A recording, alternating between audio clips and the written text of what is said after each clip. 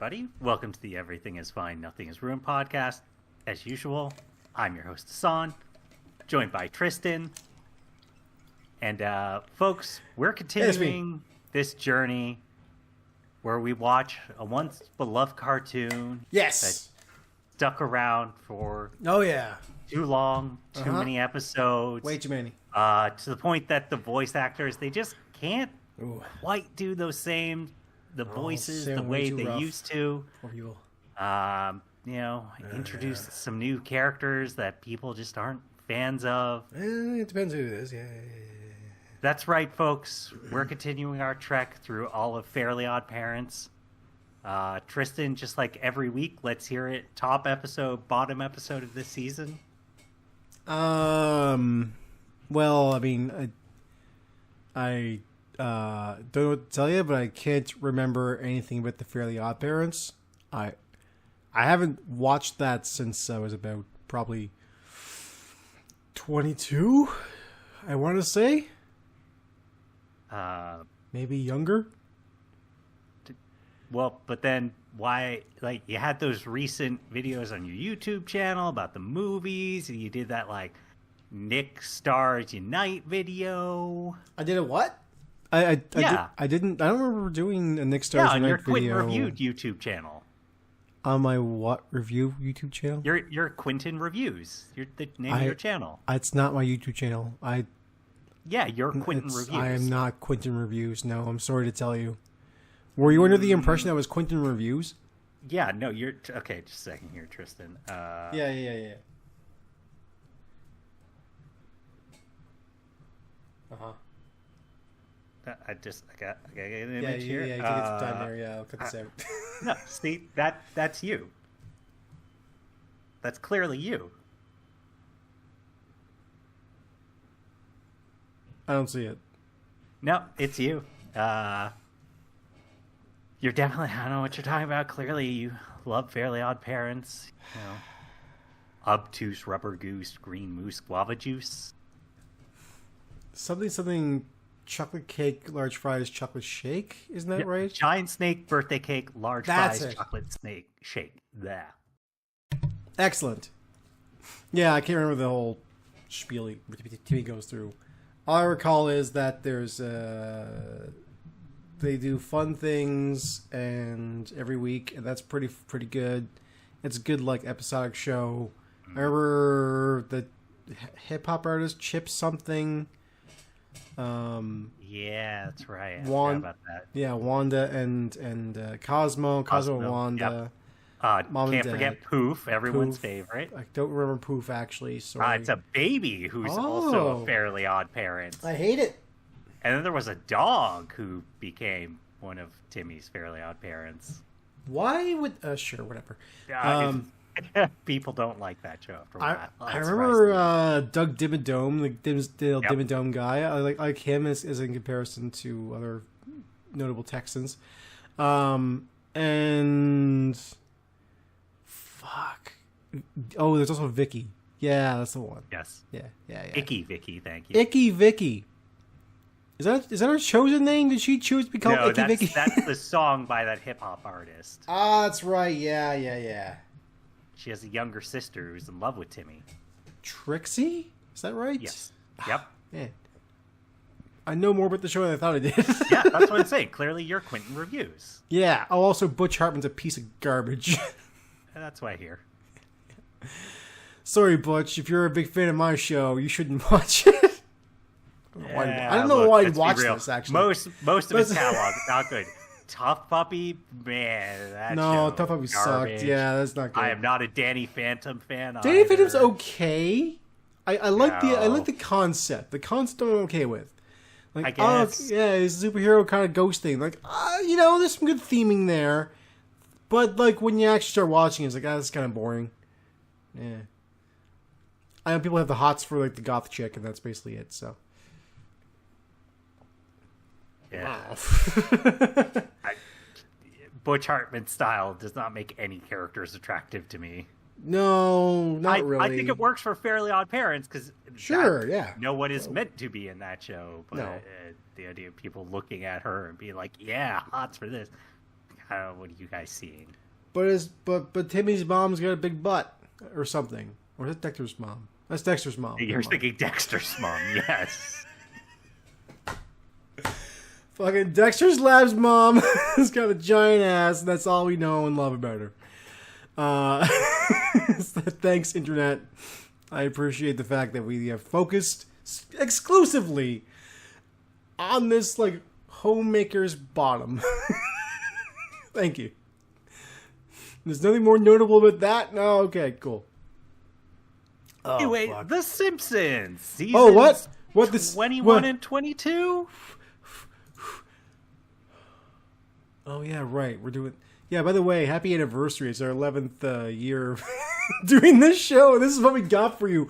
More of this. The fuck? Look, there's worse things. Is there? Yeah, I guess so. Dude, there's something coming up soon. Trust me, it's worse. I'm frightened and yet curious. You should be. Yeah. The Simpsons, everybody. Yeah! It's The Simpsons. Everybody's favorite cartoon family. Son, what do you want to say about The Simpsons right now? So I've said a lot. There's still more. Look, we have a formula here. Yeah. I'm gonna guess season 21. Yeah. 5.37. Oh man, you're laying it on there. 5.37. Yeah. Season 21 actually gets a fairly honorable 6.01. Oh, it's better than I thought it would be. Okay, well, let's. Yeah.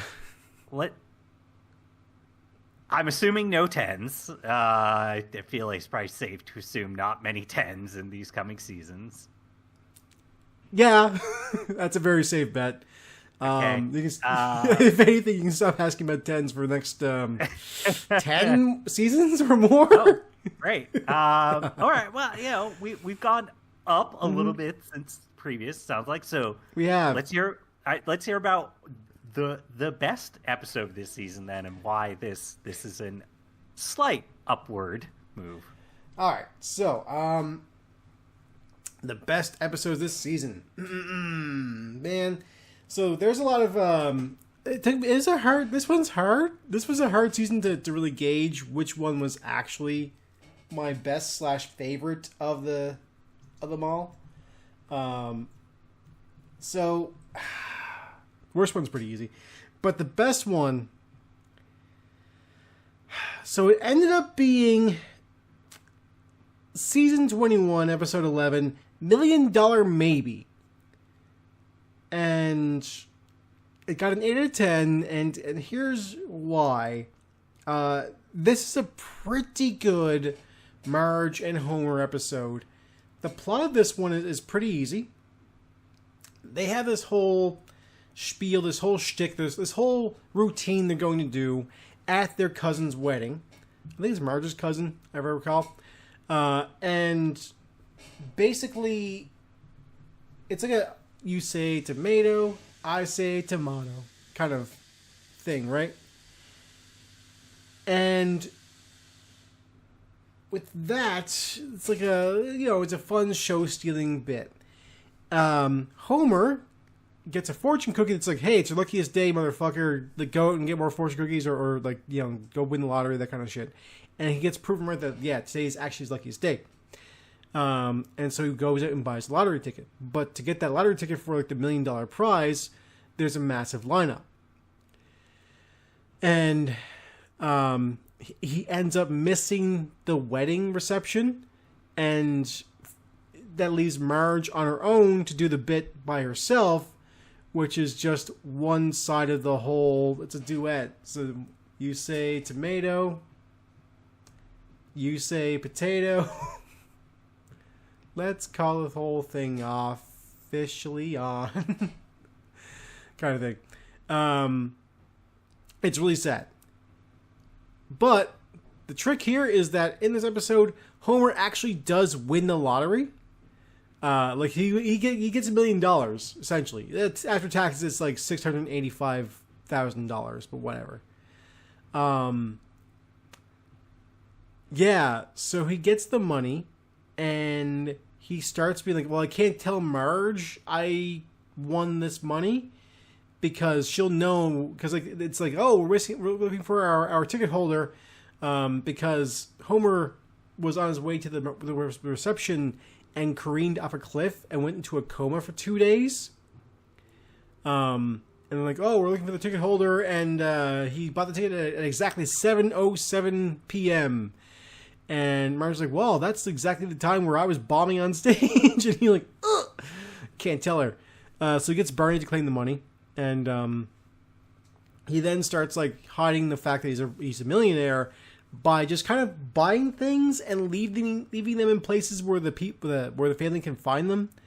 Like, he starts with a frisbee where just like a frisbee. He throws Bart like a frisbee, and starts with a new washer for Marge that's on the fritz, because they're all ones on the fritz, and he just throws Bart into a bush. And he's like, "Whoa! Look, Bart, what Bart found! It's a brand new washer. Nobody's claiming that. We're gonna take this home." That's how I get all my home electronics and appliances. Exactly. But then by the end of it, basically, so Homer has to admit to Marge eventually, because the guilt's eating him up, that he won that money. And he's just like, he doesn't know how to tell her, so he left her high and dry. He hates the fact that he did that. And he's just like, I gotta tell you, I won this money, and here's how I'm gonna do it. It takes her in a hot air balloon. And like, he's like, yeah, I was the $1 million winner. And she's like, we have $1 million? And he's like, you're not mad about me leaving you at the reception to do the bit yourself? No, we're millionaires. Oh, well, we were. Spent all the money on us already. Also on this balloon ride, because I bought a balloon, and also I planted this like peach orchard over there, and it's supposed to forgive me, baby, and all this stuff. Okay, I need to just You're telling me yes. that the best episode this season is the one that features Coldplay. And I want to be clear, I don't hate Coldplay. Yeah, I was trying to tiptoe but around they're that. the musical equivalent of like a bowl of cereal. Oh, okay. Hold on. So, what kind of cereal? Like cornflakes. Yeah. I was gonna say like plain Cheerios. Yeah, plain Cheerios, sure. There's nothing to hate there. It's just kind of like, man. Yeah. I wish it was had something else. Like, oh, Coldplay. I like some of your songs. They're okay. Nothing wrong with Coldplay. They're the most like generic radio rock designed to be popular to 40-year-old mothers. Look at the stars, how they shine for you. Oh man, fuck. They're a band.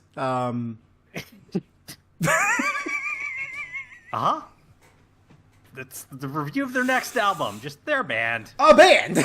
Coldplay! Again, I have nothing against them. They're just very generic and bland. Which I guess is the reason why I forgot they were in this episode. That sounds about Perhaps. Right. All right, that's fair. So I usually write down the guests, and it's like, oh, Coldplay was in this. Oh, yeah. Forgot about that. Yeah, but that's the best one. It's not, again, it's not an amazing episode. It's only 8 out of 10. But hey, it's solid. It's got some good laughs. It's got some fun storylines to it. The plot's good. It's only got one plot line. So, hey, just saying. It's not offensive.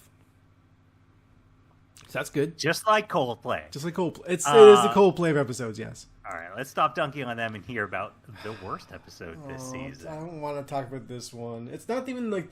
It's really bad, but it's not like the worst episode I've watched. It's just... I don't know. Can I make a guess? You can, yes. Is it Judge Me Tender? No, that would be a good guess, though. Oh, okay. Yeah. When I saw that it's some sort of American Idol parody, I was like, that sounds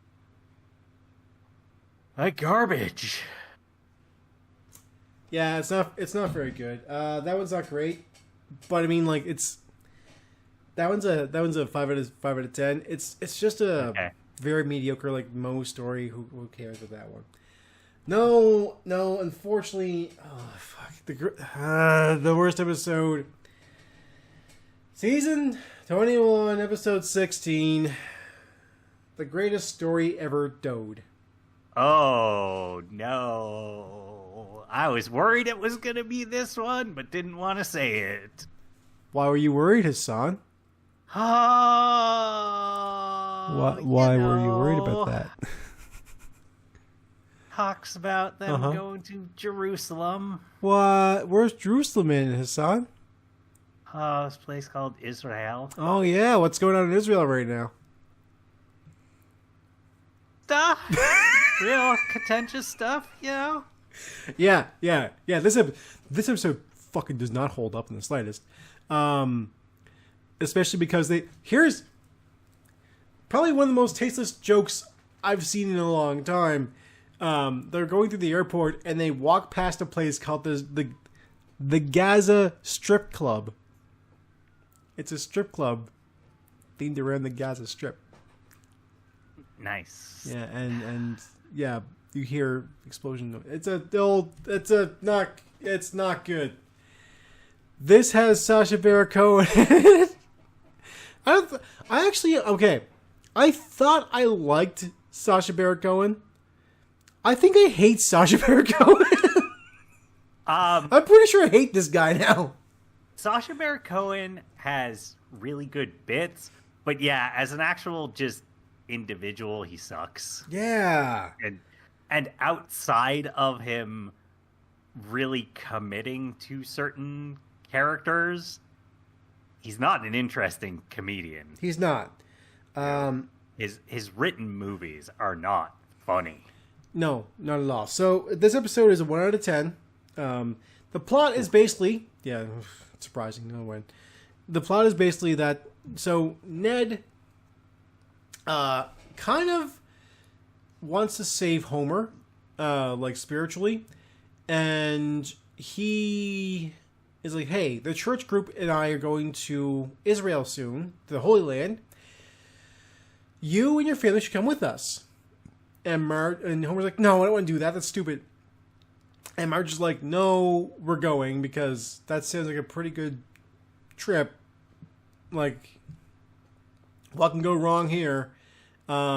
This is simultaneously the least interesting of any of the Simpsons Go to Blank episodes, but then also the most offensive. Fantastic. Yeah.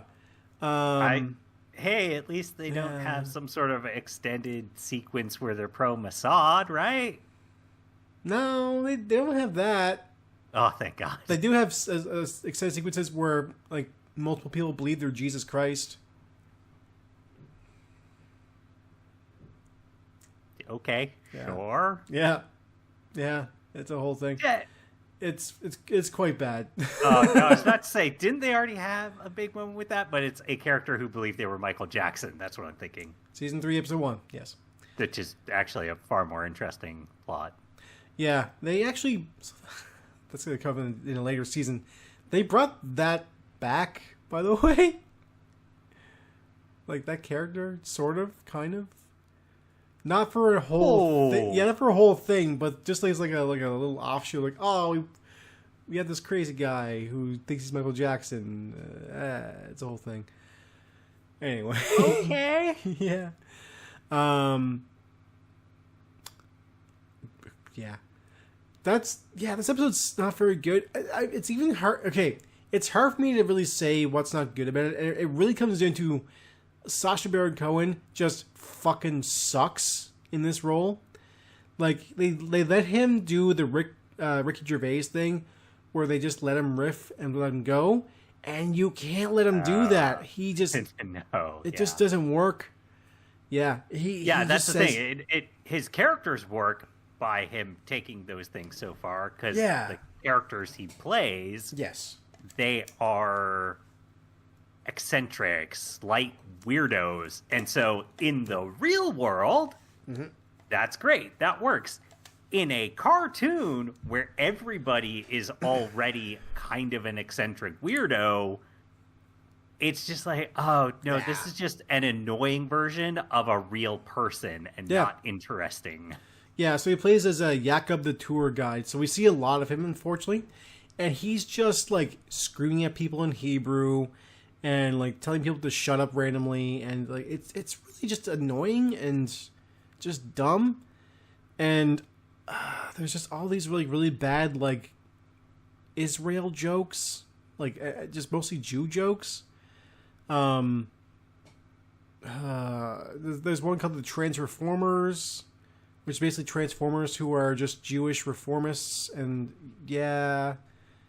Oh, when they go to see the movie, it's dumb. It's not that, no. It's not that bad. Okay.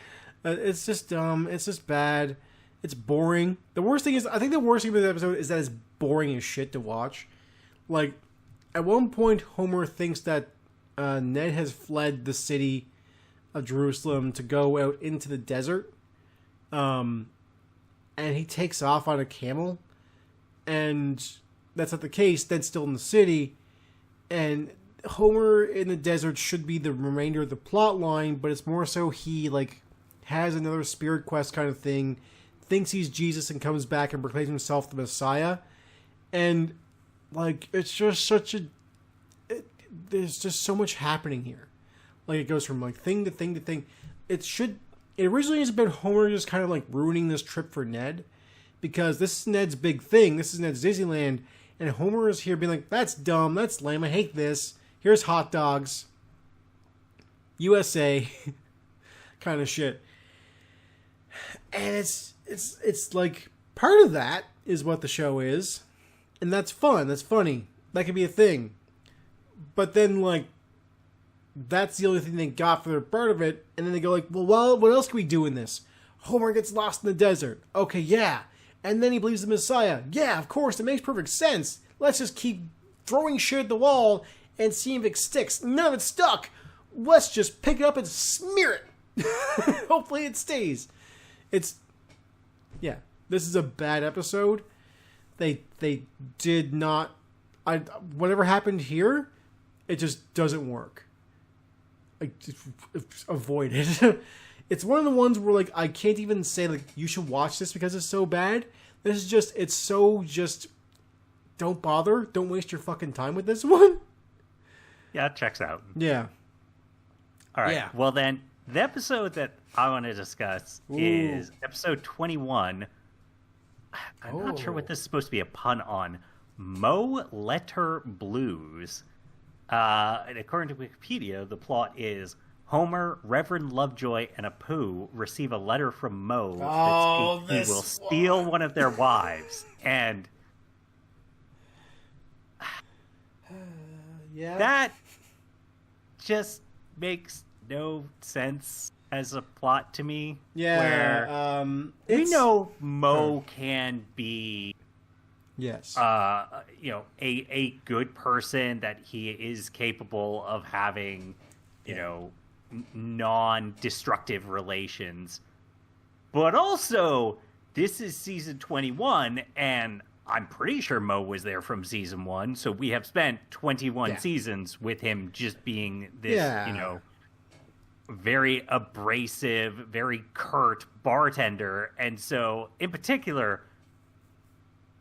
Helen Lovejoy is cliche, I'm a good Christian woman. There's no scenario you see her being interested in Mo. Like, Manjula and Mo, it's not like, that doesn't work. Is it possible? It's just like, they don't seem like they would have much in common. And also, Mo is canonically an unattractive man, so it's not like, oh no, he's going to use his dazzling looks and charm to win them over. And then for Homer, okay, we've already had at least one episode, I recall, where Homer was worried that Marge was going to cheat on him and leave him for Mo. The, like, one where they turn his tavern into a restaurant. And there's that business one. Part. It turns into a pub, yes. Guys, what? Yeah. Just the core premise of this. There's a whole like Mo Midge thing where Mo is in love with Marge, kind of, but not really. It's a weird shtick that comes up every so often. You could have just made it sober Barney who did this. And yeah. You go, yeah, no, that makes sense. Sober Barney could have any woman he wants. I agree with that. Yes. So here's the thing. This episode, it's a 7 out of 10. Just FYI. It's better than you think it is, because it does kind of like go somewhere interesting. Like here's the thing. It doesn't actually. Like Mo is just threatening this to make the guys realize what they have, because Mo's actual message is like, hey, you have something very special in like these women who love you, and I don't have that. Treat them like the queens they are. Like that's his message to the three dudes. And then they're like, oh yeah, Mo's right, we've been dumb about this, we need to like treat our wives better. That's the crux of the episode. It's pretty standard. But I mean, like, the way they go about it is interesting enough, but it does just sort of end on a like flat plane of like nothing really happening. Yeah, Mo is not capable of stealing anybody's love, as we both understand that. You are correct. However, I will say that in this episode at least, it is quite plausible that he could have stolen one of the three of them. Which to me is Manjula. Which is the weird one. It's not the overall premise I think is bad. It's that it's Mo. And yeah, it just feels like, okay, there's other characters you could have used from the existing roster, or you could have just, again, made a new character who is actually, suave and charming or whatever, that, would actually instill fear in a person when you get that letter. They could have brought back Jacques, the bowling instructor. Oh, yeah. What if they brought back Jacques or something? Is that like for you personally kind of thing? Yeah, sure. Okay. You write them a letter, buddy, and they'll get on that for you. Yeah, all right. Sure, they'll do that ASAP. Yeah, this episode's okay. It's like I said, it doesn't really go anywhere interesting. It's got, like I said, it does go somewhere kind of interesting, but it's a pretty typical like ending point, and then it's just like the jokes are okay. What's more interesting is seeing how Mo could possibly sweep them off their feet, because they start kind of like theorizing, and like seeing these three together kind of works. It's weird to have Homer, Brooklyn Lovejoy, and Apu together. It's weird, but it kind of makes sense. I don't know. There's something about those three that really just kind of clicks. Yeah, I guess, yeah. I don't have much to say about that episode. Yeah, me either. 7 to 10. Sounds like that's season 21. Yep. So that brings us into season 22. Season 22. Hassan, what do you think I gave this one, buddy? I feel like there's no way it's going to maintain an upward swing, so sure. I think it's only going to be a small downward dip, so 5.89. Ooh, 5.89, 5.89. How about a nice, expensive, explosive 4.68? Okay. Overestimated that one quite a bit, huh? Yeah, just a little bit. Yeah, the season's... Alrighty. The season is begins the epitome of what I refer to as the Dark Ages of The Simpsons. Truly the Dark Ages. We have new writers who've been told not to really care about the show. This is a stepping stone show because The Simpsons will be around forever anyway. You can't do any wrong. You can't fuck it up. Just do what you want.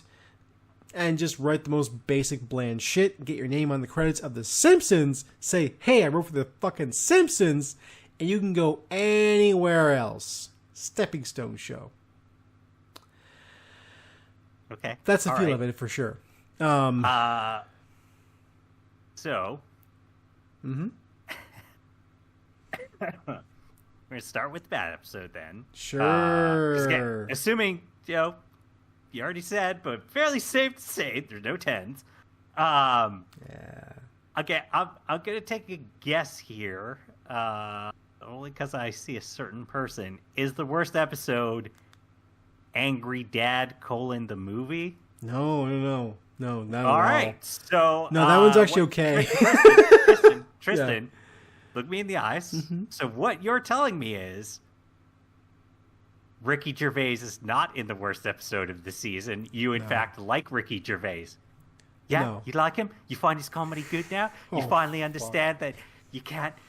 Look, he's not hurting your feelings anymore, is he? Yeah? You get it now, don't you? Mm-hmm. Yeah. You like The Office, yeah?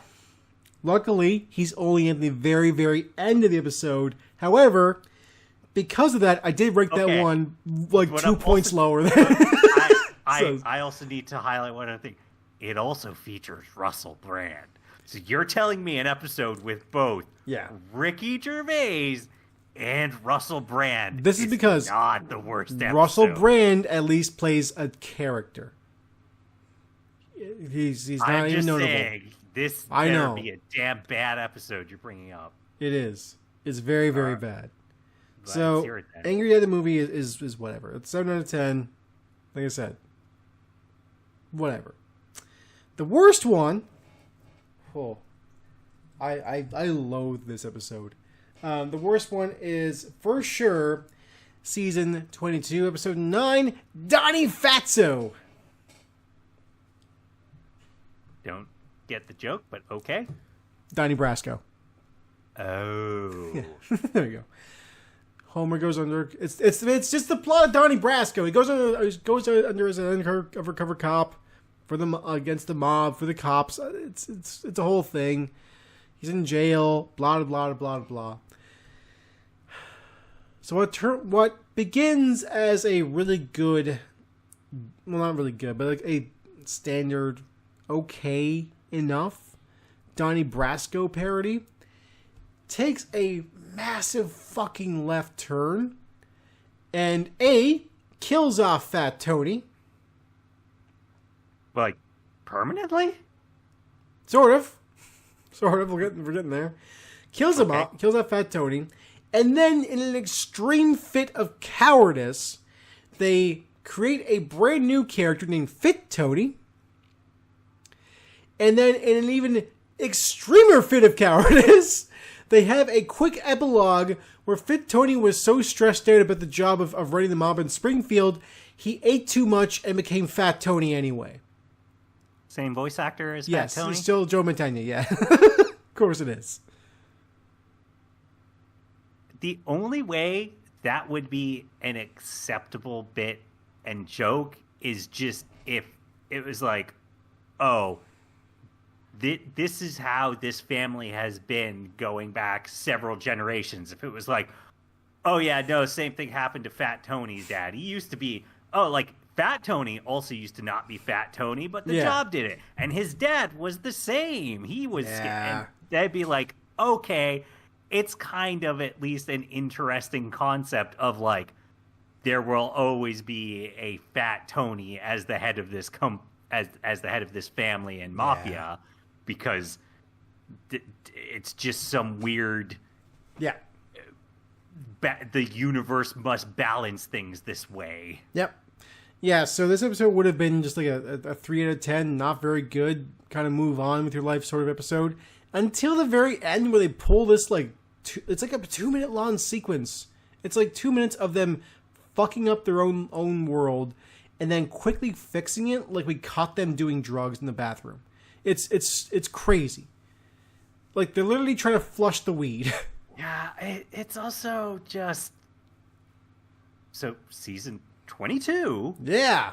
And, we're going to kill off this long-running character.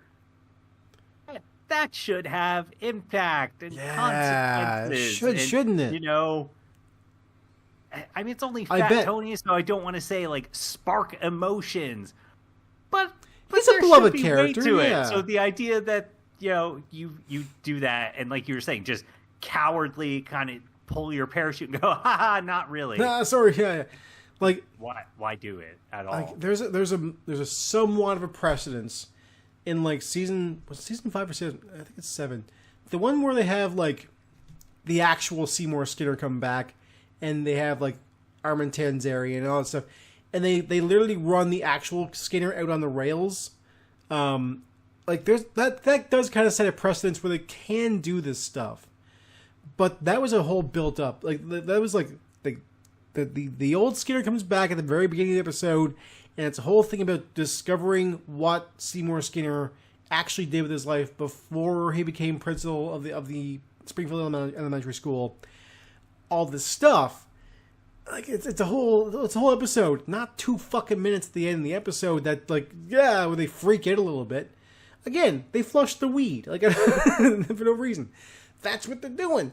They're I don't get it. Like, we didn't catch them doing anything wrong. It's just like, yeah, we killed Fat Tony. Oh, we shouldn't have done that? Oh, no. And they freak out and just fix it somehow. It's so stupid. This really shouldn't be a 1 out of 10, except for that stupid little thing at the very end that makes no fucking sense and isn't even funny and is just infuriating. Like, this is worse than the episode that I think is a very mean-spirited episode, which is also 1 out of 10, How Munched Is That Bird in the Window? Which is like a really bad attempt to teach Bart a lesson. But they really messed that up because they did this already, and it wasn't very good then, and it's still not very good. Oh, that episode features Danica Patrick, a believer in lizard people. Yep. He's an insane nut job. Might be a Trumper. Probably, yeah. Yeah. So Donnie Fatso, terrible episode. Again, it's just Donnie Brasco, where Homer is undercover for the cops against the mob. He becomes friends with Fat Tony. Gets kind of gets into the family, realizes he's going to turn. It's the beginning of Sleeping Dogs. Yeah. Okay. Yeah. How he's the undercover cop for the mob. Wei Shen. Thank you. Yeah, Wei Shen, and then eventually he and then the game turns from Donnie Brasco to Scarface. It's that. That's Okay. We don't quite get that though. All right. Well then, let's hear about the best episode. And why is it the Scorpion's Tail, featuring Werner Herzog, who will take us on a trek to the inside of our humanity and explore the futility of living. I don't want to burst your bubble, but that episode's actually quite bad. Well, how can it be honest? Werner Herzog has done a lot of bad stuff as well. So yeah. That's not completely out of character. Yeah, first off, the Scorpion's Tail, I need to tell you what this one's about, audience, because it's dumb. So the plot is Lisa discovers a drug on a desert flower that cures aggression, and she uses it on Abe Simpson. Yeah, it's just a dumb episode. It's not very good. It's also an Abe Simpson-centric episode, which means I don't like Abe Simpson episodes to begin with. So I am kind of biased. No, that's fair. With that said, I don't think I've ever given an Abe Simpson episode a 1 out of 10.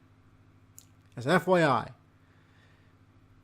I don't think I have, anyway. I may have to rethink that. Whatever.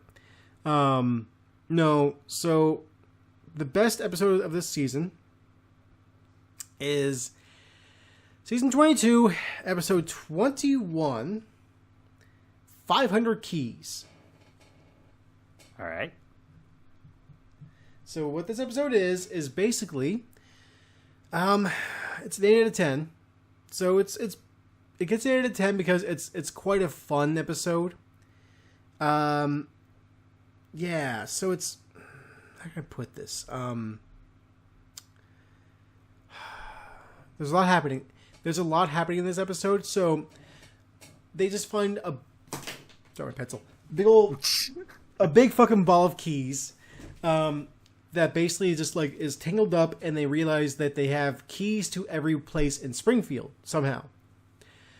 And what that then means is that they get to go off on their own little journeys, and it starts off with Lisa finding a secret classroom in the basement of Springfield Elementary. So, yeah. Okay, is there anything exciting in there? Yes, actually. So she finds a secret classroom. It's kind of like a really awesome looking classroom from like a few years ago, like 10 years ago. So it's a little outdated, but it's kind of like, has interesting like model planetarium kind of stuff, a bunch of like cool science equipment, and then it has a bunch of mannequins in the desks for the children.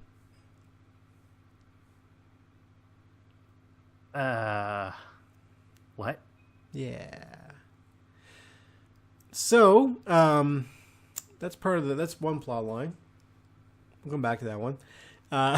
It gets dark. It gets real fucking dark.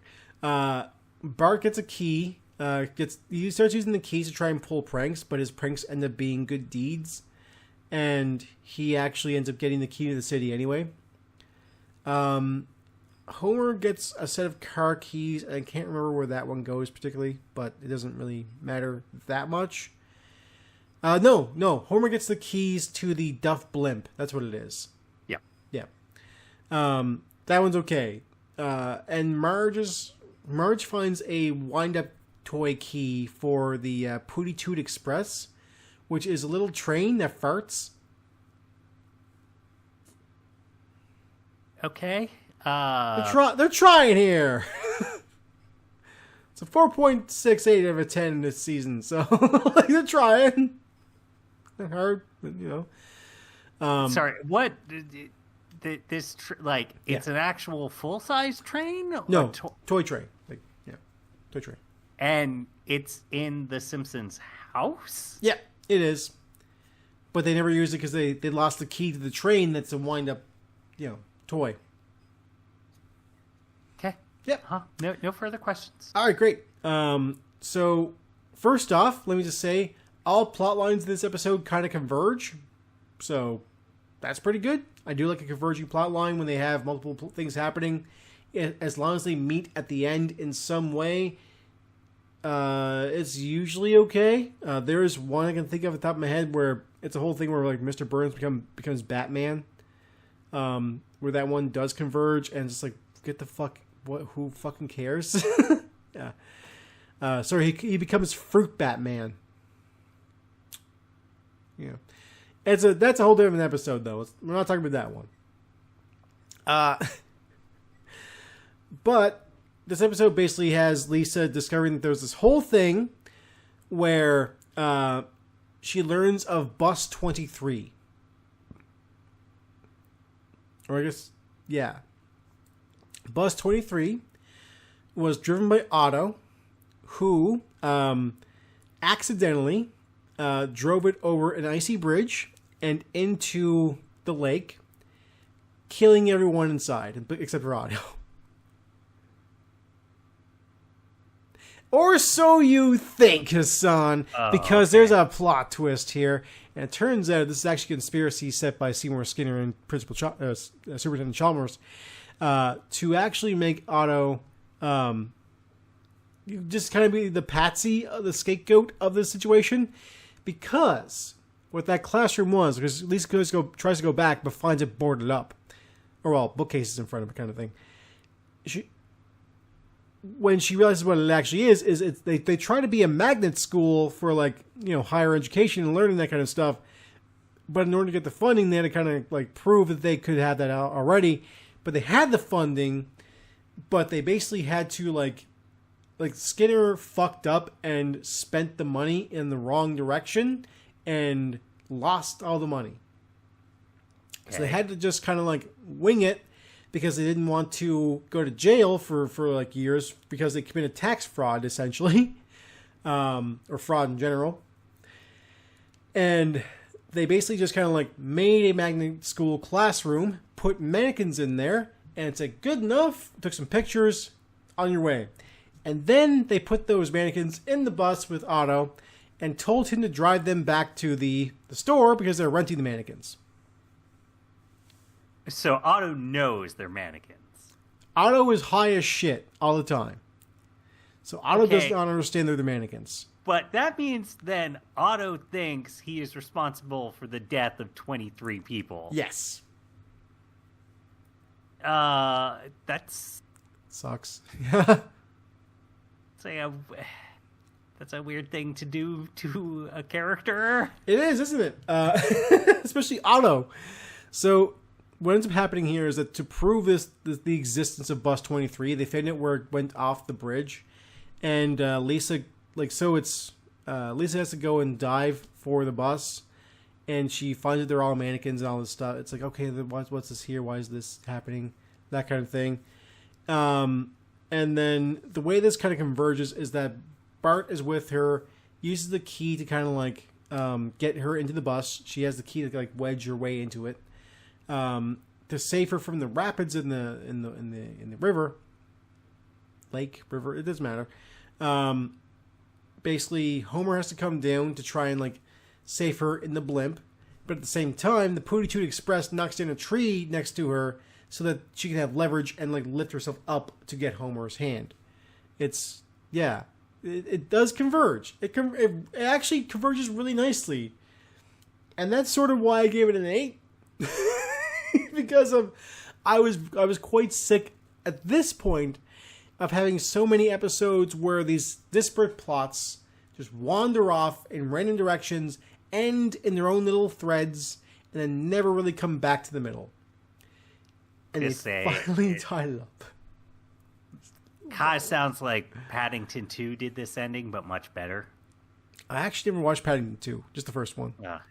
I know I'm missing out. The first one's still really good, though. Yes, it's fantastic. Yes. Yeah. Okay.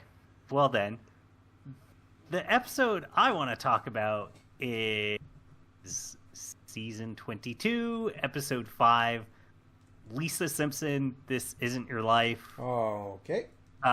Summary of it is when Lisa finds out that Marge used to be as smart as Lisa before she slacked off, Lisa decides to buckle down and not make the same mistakes her mother did.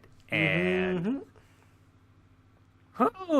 22 seasons in, and we're still doing the whole Lisa doesn't respect her mother and thinks that people who don't seek out higher education and being part of the intelligentsia are lesser beings, huh?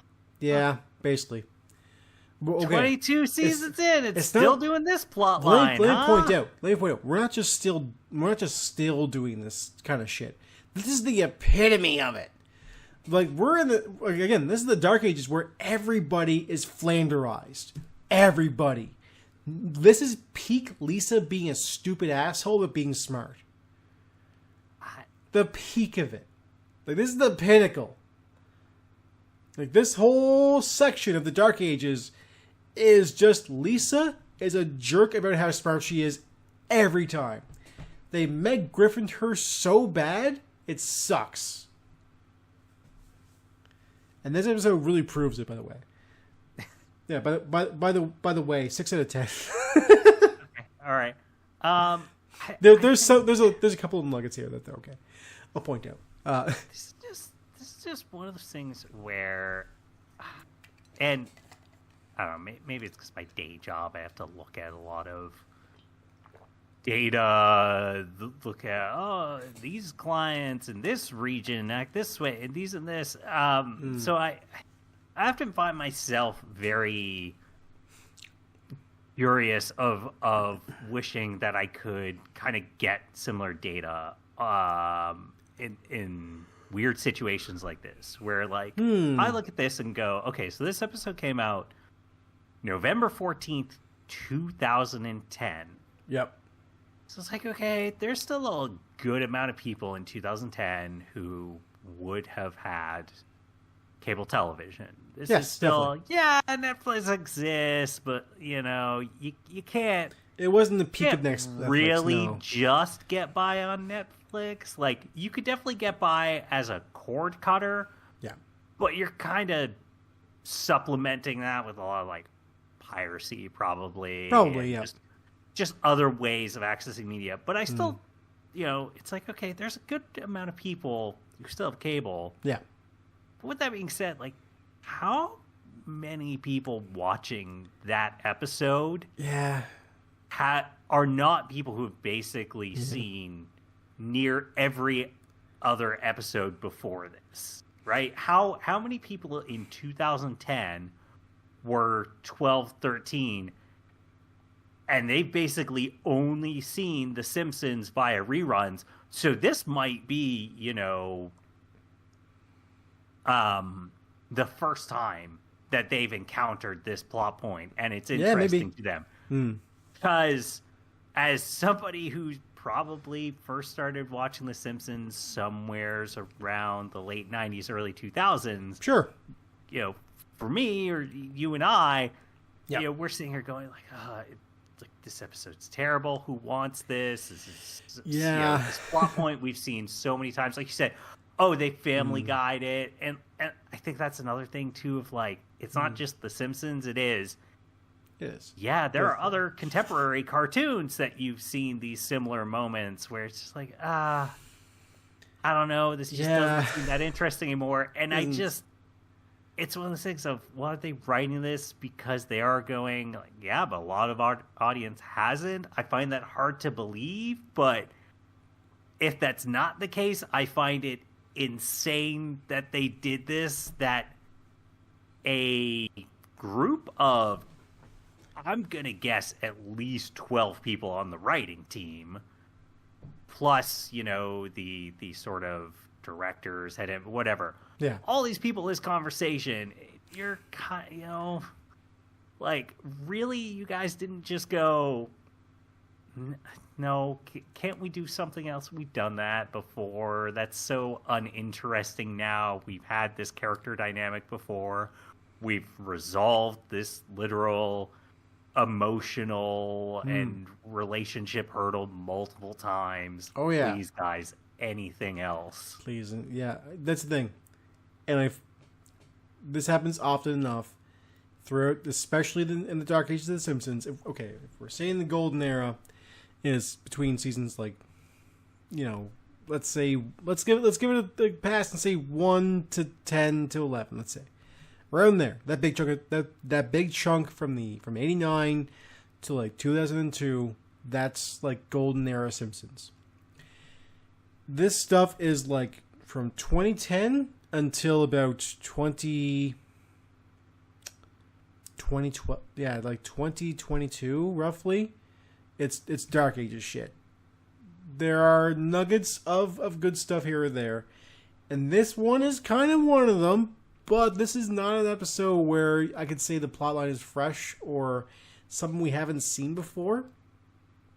So what we're seeing here in this episode is more or less emblematic of what a lot of the interactions between Lisa and Marge have been, as well as still are, and kind of are going to be.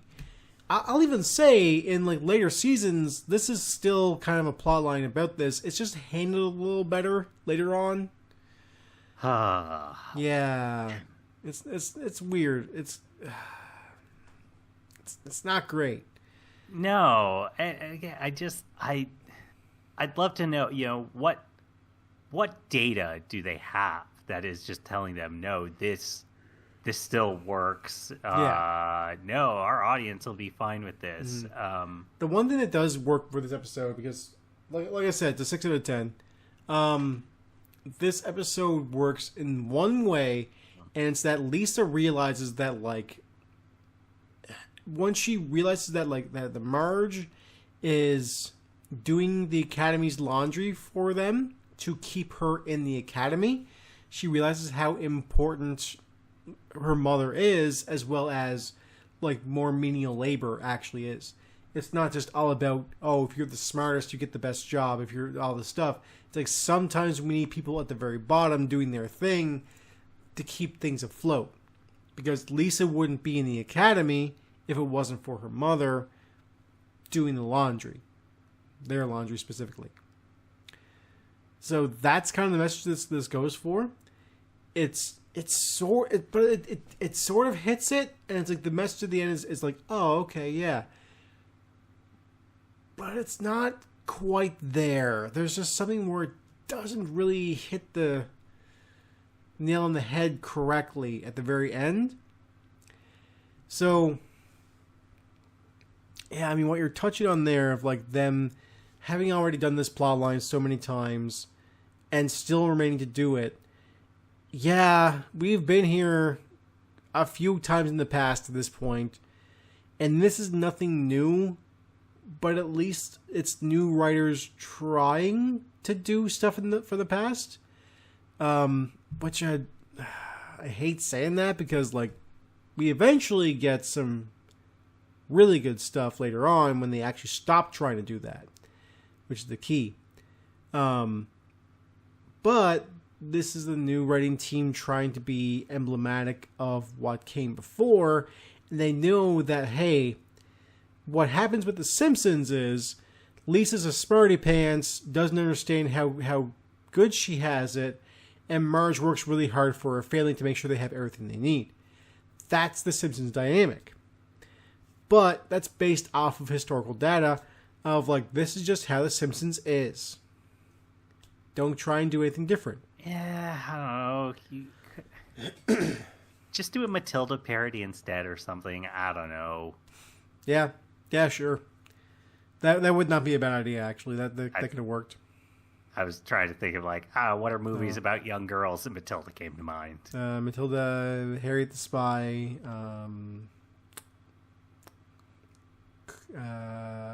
Parent Swap. There we go. Parent Trap. Parent Trap. I guess they could try and do a Parent Trap parody. That'd be weird, but... the thing is, they've already sort of... they didn't really... Oh, good. They didn't, right, wow. But they do eventually... But they don't really, and it's not with Marge and Homer. Yeah, that's the whole thing. I mean, they've already done a Catch Me If You Can parody, so there's that. It's the one where Homer and Marge like take off. They don't go to their cousin's wedding thing. And instead they like jet set across America, and Lisa and Bart follow them. Okay. Yeah. It's like season 12, I think. I can't remember what it is. It's not bad. Yeah. But this episode, just kind of quickly back to this one. Yeah, I gotta say, if this is the kind of plot line that you like, you do like seeing, like Marge be a good parent to her kids, there are far better episodes to watch than this one. Like, this one doesn't really do anything all that unique, but we had to kind of like take this one in the pantheon of Marge, of Marge being a good parent episodes, because they wrote it as an emblematic thing. It really does showcase the fact that Marge has that like sacrificial love for her family. Like, for better or for worse, this is Marge fucking Simpson. Even if Lisa is ungrateful and she doesn't understand what she's got, and then she has to learn the lesson of like, oh, my mom will do literally anything to make sure I'm happy. Including listening to her jazz music, which Marge actually hates jazz. So, well, it's a shame. Yeah. Well, all right. I'm sure we have 13 more seasons to look forward to, so we should... Hey. Look. First off, we have 8 more years of the Dark Ages to look forward to, first off. But I gotta say, I have to say this, look at it this way, there's only 13 more seasons to go from here. which is when I got to this point, I had to say that to myself and go, you know what? You only have 13 more of these to do. Good job, man. Stop. No one's forcing you to do this. I forced me to do this. Yeah, exactly. Holding a gun to my head, going like, you gotta do this. Stop. I could have, yes. I didn't. Full disclosure, I am done the whole series at this point, audience. Yeah, we'll see. There's more seasons to come. No, I mean I've already watched all of it. Yeah, there's more seasons of The Simpsons to come. Don't I worry. see what you mean. Yeah. Yes. Yeah. Well, we'll see. Well, you never know. The Simpsons will outlive us all somehow. That wouldn't surprise me. They want to go over 1,000 more episodes, so I mean that will be like beyond my fucking lifetime. So yeah. We should probably wrap up. Yeah. So, yeah. Why don't you tell people where to find us? Get some more jokes. Get to hear some more stuff. Yeah. Yeah. Right. Like this podcast, do you? Yeah. I'm going to feature here every week on you. Yeah? No, we cannot. Every week I'll be here with you, buddy. You're not allowed to do Ricky Gervais every week. Yeah. No. No, Ricky Gervais, not every week. God, how does anybody stand that person? Anyway. Go to our Twitter, which is at EAFNAR. Go there and yell at us about how I'm wrong about the Simpsons episodes and how much you love whichever one I said was the worst one. Greatest story ever told. Yeah, go there and tell me how I'm stupid and wrong with that. How Sacha Baron Cohen is the greatest comedian ever to exist in history. And I will be like, oh yeah, ignore. Block. Go to our places: Spotify, iTunes, YouTube. If you're watching this on YouTube, do the buttony thingies. You take the arrow, which you probably have clicked on the X button right now to close the browser window. You take that and you move it all the way down to the thumb, it looks like this, and you click that button. And you feel good about yourself because you told us that you liked us, and I feel good about myself now too because I got liked. Yeah. Click buttons until the heat death of the universe is the better way to say it. Which Simpsons will somehow outlast. Yes. Don't know how, but you know. I mean, there is that Don Hertzfeld intro that people should definitely watch for sure if you want like a. Okay, we gotta just very briefly the Darren Hertzfeld thing. I know this is gonna be a little more. There's a Darren Hertzfeld cartoon couch gag that people have to watch, especially because this came out during the dark ages of The Simpsons. Definitely look at that. Anyway, go to our share our show with your friends. Your friends will like us. They'll want to give us kisses. You should go to our friends at DJDane.com. That's the guy that does our music. He's great at all things musical. DJDane.com. Go there, listen to his great tunes, and I don't know. How about you give him 500 keys? See what it does with them. Oh yeah, actually that'd be funny. Yeah, that'd be pretty good. How you do with them would be funny. There's comedy there in some way. Yeah. Yeah, you'll find something funny to do. Anyway, that is it for our show. Tune in next time for another English episode of Everything About is Ruined. See ya. See ya. Say it.